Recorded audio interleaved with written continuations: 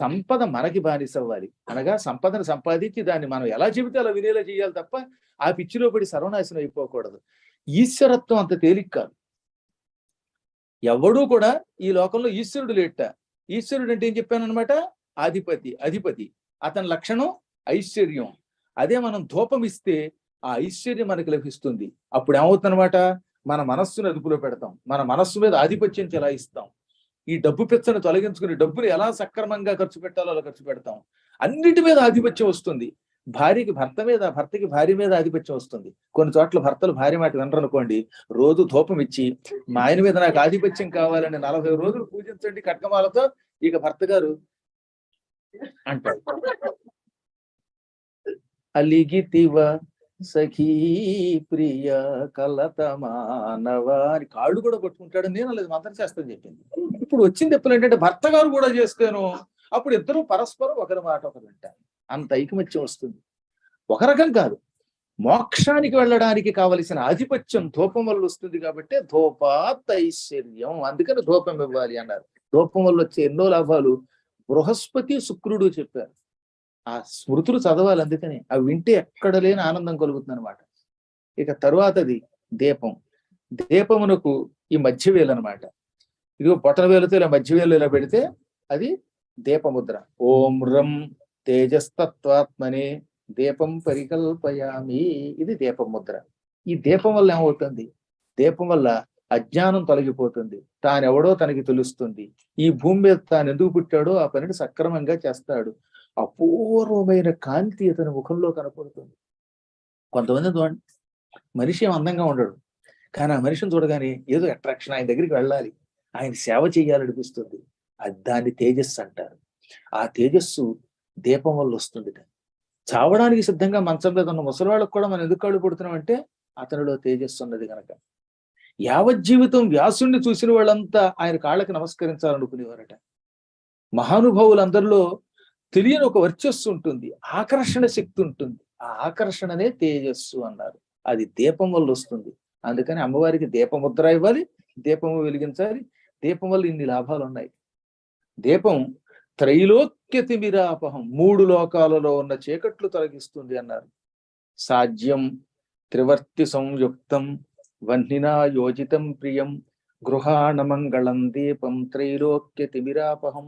ముందు ఒక ప్రమిది తీసుకో, అందులో నెయ్యి పొయ్యి లేక నూనె పొయ్యి. ఆజ్యం అంటే కేవలం నెయ్యి అనే కాక ఇంధనం. ముందు ఇంధనం పొయ్యాలి, ఒత్తి వేయకూడదు. ముందు ఇంధనం వేశాక అప్పుడు 3 ఒత్తులు వేయాలి. త్రివర్తి సంయుక్తం, సంస్కృతంలో వర్తి, తెలుగులో వత్తి. ఈ వర్తులు 3 కలిపి కానీ విడిగా కానీ ఇవ్వాలి. 2 ఒత్తులు వేస్తే దాన్ని దీపం అనకూడదు. 2 దీపములు పెడితే ఏమో కానీ ఒక దీపం పెట్టినప్పుడు 3 ఒత్తులు ఉండాలి. అందుకని త్రివర్తి సంయుక్తం.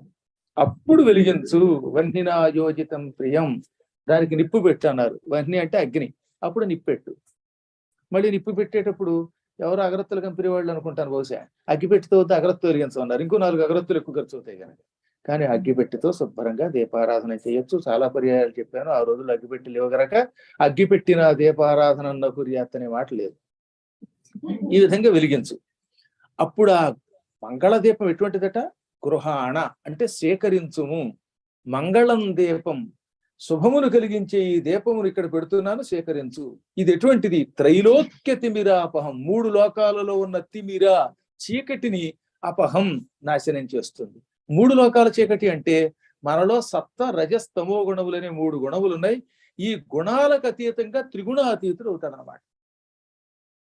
కామక్రోధాదులకు అతీతుడైపోతాడనమాట వాడు.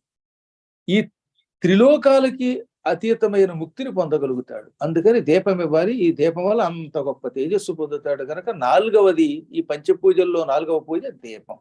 ఇక 5వది నైవేద్యం. ఈ అనామిక అని పేరు కలిగిన ఉంగరం వేలు మధ్యలో బొటన వేలు చేరిస్తే ఇలా రెండును, దానికి నైవేద్యముద్ర. ఓం వం అమృత తత్వాత్మనే అమృత నైవేద్యం సమర్పయామి అని ఆ అమ్మవారికి నైవేద్యాన్ని పెట్టాలి. ఈ నైవేద్యం వల్ల ఈ లోకంలోను పై లోకాల్లోనూ ఎక్కడికి వెళ్ళినా ఆకలికి మాడి తెచ్చిపోకుండా ఉంటాం. ఆధ్యాత్మికమైనటువంటి ఆకలి తీరుతుంది, శారీరకమైన ఆకలి తీరుతుంది.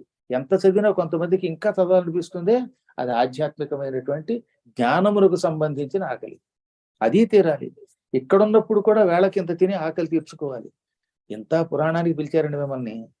మా ఇంట్లో సహస్రనామం మీద గురువు గారు ఉపన్యాసం చెబుతున్నారు అని మిమ్మల్ని పిలిచాక ఆఖరిన హారతిచ్చి ఇంటికి వెళ్ళండి, మీరు వంట చేసుకోండి అంటే కడుపులో మంట రాదు. కాబట్టి ఇంత కార్యక్రమం జరిగిన ఆఖరిన ఇంత భోజనం పెడితే ఆహా ఎంత మంచి వాళ్ళండి వాడు. ఈ శుక్రవారం నాడు మళ్ళీ ఇంటికి వెళ్ళి సిగపట్లు పట్టక్కర్ లేకుండా ఇంత పెట్టి పంపుతున్నారు అనిపిస్తుందా లేదా? కాబట్టి ఆకలి తీరాలి, మంచి భోజనం కావాలి. అసలు ఈ చరాచర జగత్తంతా అన్నం మీద ఆధారపడి ఉంది.